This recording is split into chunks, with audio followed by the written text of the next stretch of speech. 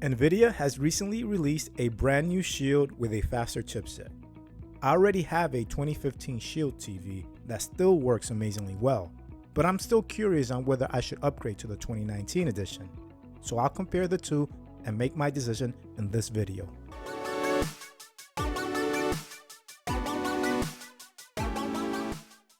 Back in 2015, Nvidia released its first Shield TV set-top box that was driven by its most powerful mobile chipset and running on the Android TV operating system. At $199, it was pricier than its competitors, but its performance and support from Nvidia definitely made it worth it. It quickly became the go-to device that everyone recommended as the best Android TV device around. Many will even say it's the best set-top box, period. Since its launch, Nvidia has refreshed the Shield TV twice, with the first refresh coming in 2017. That device didn't offer anything new except a more compact design, redesigned gamepad, and remote. Functionality-wise, there is nothing the 2017 Shield can do that the 2015 can't, so it offered nothing worth upgrading. Fast forward to 2019, and a new refresh of the Shield is released, and this time they claim some real upgrades. Let's see what these upgrades are. By the way, I'm only going to be comparing the Pro versions of the old and new Shield, because the 2015 Pro is the version that I own. So here's a table of the main hardware specs between the two versions. Off the bat, the only difference between the X1 and X1 Plus chipset is the GPU speed, with the 2019 Pro being a little faster. I guess this is where Nvidia gets its 25% faster claims. The CPU speeds are still the same. The other difference is that the 2019 Pro only has 16GB of flash storage, whereas the 2015 Pro had a 500GB mechanical hard drive. Now, you can still plug in an external hard drive to increase storage, but it's always nice to have an internal HD to save on physical space. There aren't any other hardware differences besides the GPU and storage space that are worth noting.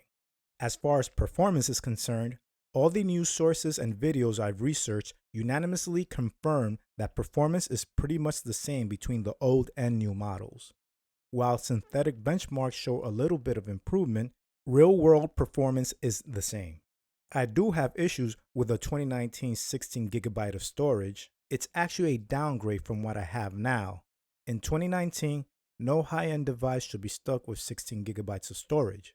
While you can add a hard drive to increase storage, and that's a nice option to have, users shouldn't be subjected to such anemic storage.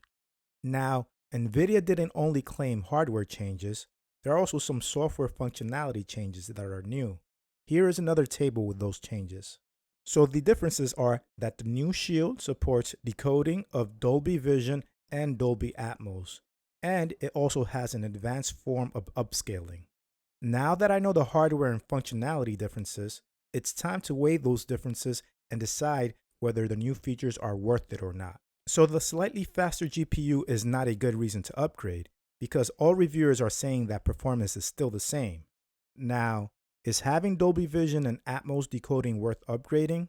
Well, my television only supports HDR10, so Dolby Vision is of no use for me.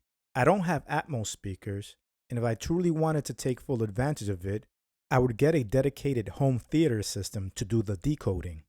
That leaves AI upscaling as the final feature to evaluate. AI upscaling is supposed to be a better method of improving the look of lower resolution content. What reviewers have to say about AI upscaling is a mixed bag, with some saying it's nothing special and others really loving it.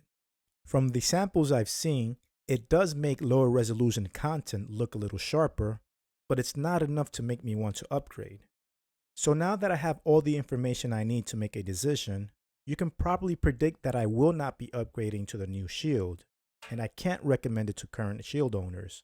However, if you don't have one and are looking for a set-top box that has high-end features, this is the best one you can buy right now. While I do think it's a bit overpriced at $200, there is still nothing out there that can beat it in terms of performance and features. You can save money by going for the non-Pro version for $149, but it does have a reduced feature set, and is geared more towards people who just want to stream video and nothing else.